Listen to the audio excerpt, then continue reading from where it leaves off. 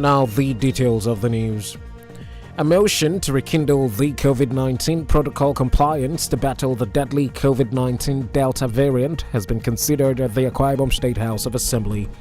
Presenting the motion at yesterday's plenary, the member representing a back-state constituency, Udeme Otong, said the new variant is in every nook and cranny of African countries and Nigeria must, together with Nigerians, fully get vaccinated.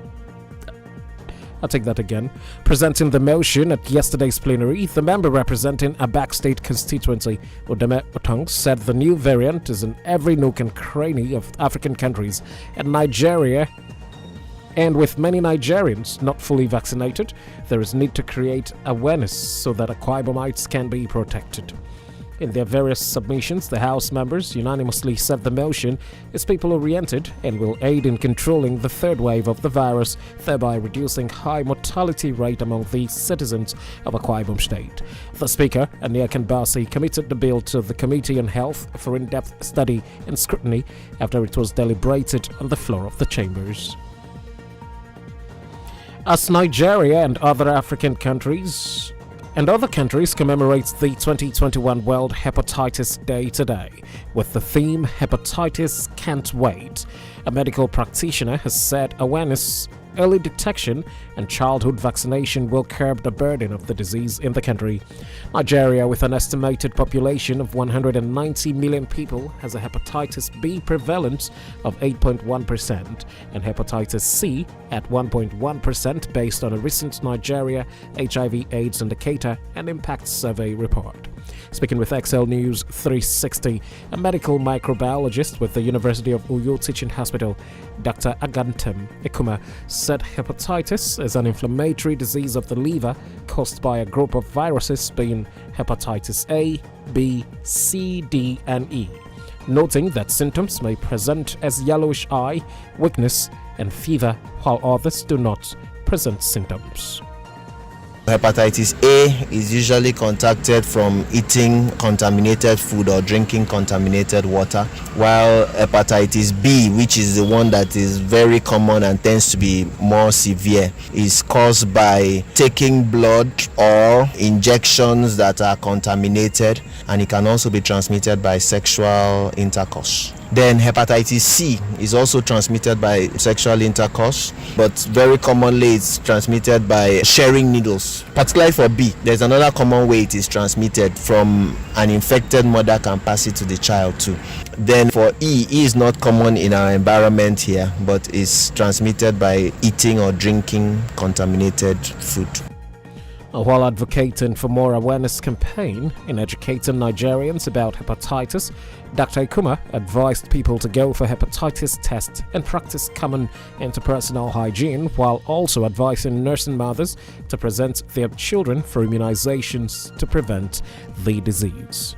For a mother to prevent passing it to the child, you need to know your status, and if you are positive, you need to treat it.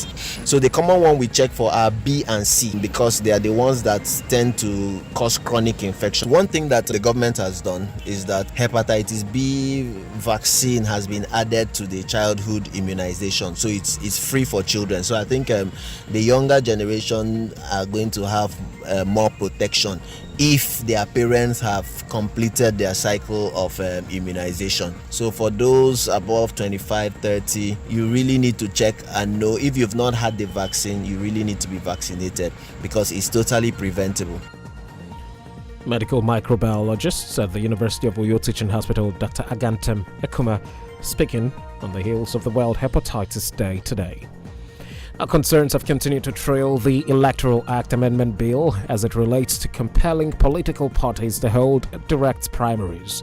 Speaking on XL 106.9 FM's flagship breakfast program, The Talk, a grassroots politician, Obong Ekefre, said it's wrong for the National Assembly to mandate political parties to hold direct primaries.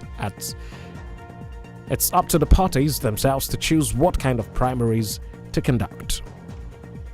In my opinion, I think that the National Assembly is the biggest enemy of Nigeria. The amendment they're attempting to do, as already done, is to strip political parties of the autonomy. They should leave it way to, in summary, wrong for National Assembly to say, okay, all parties must adopt this pattern. No. Meanwhile, another guest on the program, public affairs commentator Chris Okon, said that no one method is better than the other when it comes to direct or indirect primaries, as both have advantages, but that Nigeria's current database may not entirely support direct primaries. Nigerian politicians will always change it upside down. Whichever method you are going to use, if the politicians themselves do not subject themselves to the rule and the law, none of them will work. All of them could be hijacked. So no one method is better than the other. That's my theory.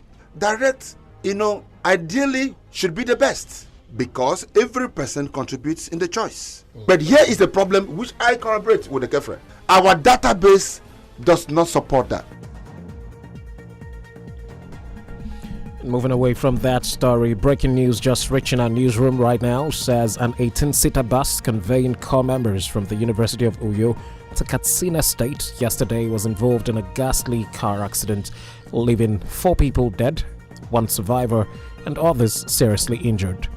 One of the survivors, is a student of the University of the Department of Political Science, University of Uyo. We'll give you more details in a subsequent bulletin. The Akwa Ibom Property and Investment Company Limited, APICO, has met the approved revenue budget estimate target for the year 2021 in the second quarter of the year.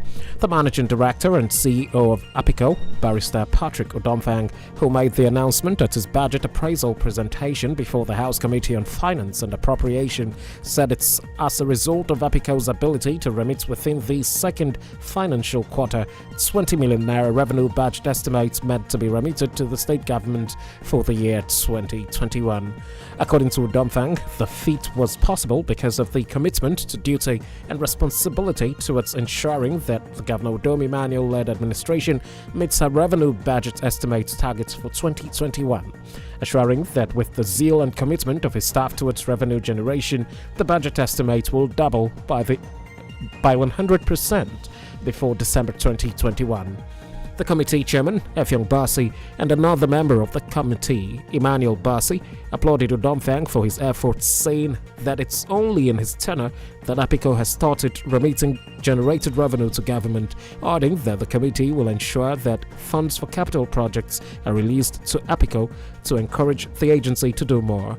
Barrister Udomfang also used the occasion to thank his staff as well as residents of Itiam, Ewet, Enyong Housing Estate, Shelter Afrik Housing Estate, Akwaima Estate, and Abak Road Federal Housing Estate for prompt payment of grant rent and maintenance fees, while also advising those still owing to pay up to avoid the publication of their names in the national dailies. You're listening to XL News 360 on XL 106.9 FM Uyu. We'll take a quick break, be back shortly with more stories. Please stay with us.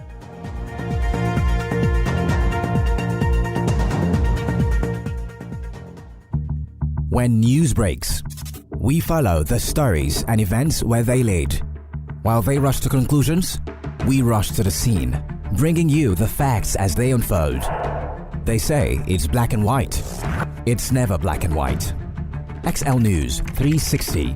Every day, 6:45 a.m., 11:45 a.m., and 5:45 p.m. Be a citizen journalist and report breaking stories from your area by calling our news hotline 0907 328 6240. Also, send pictures and audio via WhatsApp to 0802 200 5155. Slide in our DM at XL 106.9 FM on Facebook and Instagram.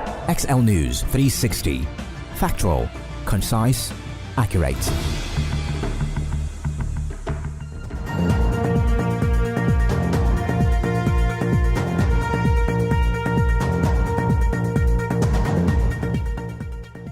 Well, thank you so much for staying tuned to XL News 360. In the world of business, the Central Bank of Nigeria, CBN, has announced an end to the weekly allocation and sale of foreign exchange to bureau de change operators in the country. CBN Governor Godwin Emefiele made the announcement yesterday while briefing reporters on the outcome of the Monetary Policy Committee meeting in Abuja, the Federal Capital Territory. Emefiele accused the Bureau de Change operators of facilitating grafts, illicit financial flows, and money laundering in the country.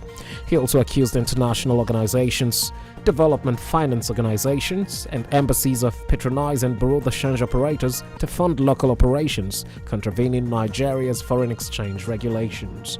According to the CBN chief, the nation's financial regulator will not hesitate to sanction any bank operating in the country found to be collaborating with Bureau de Change operators to facilitate illegal forex dealings.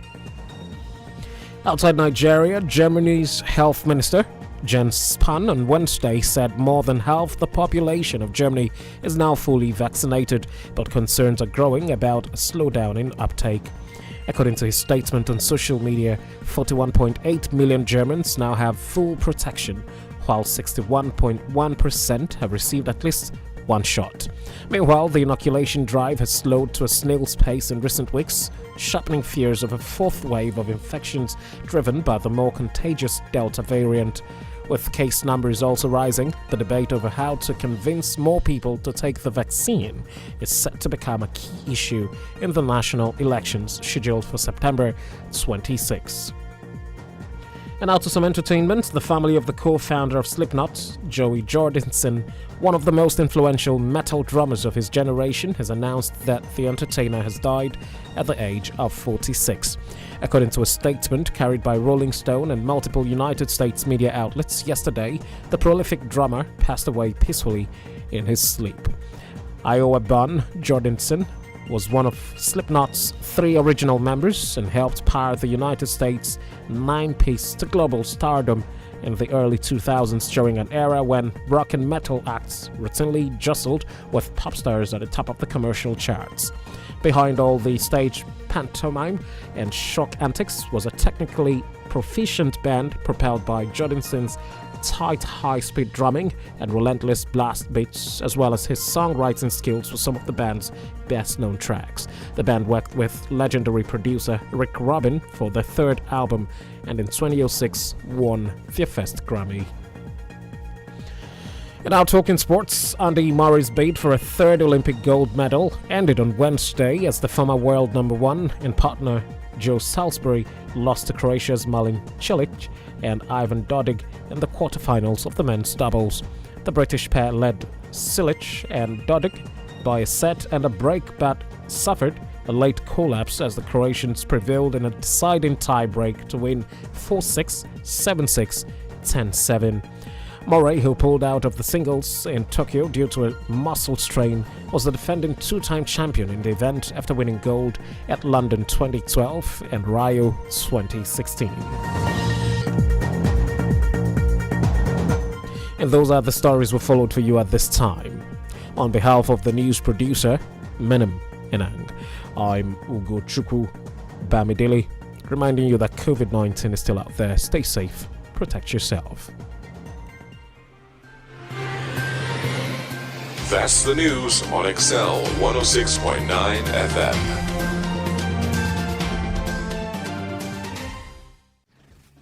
This is Super Radio. Super Radio.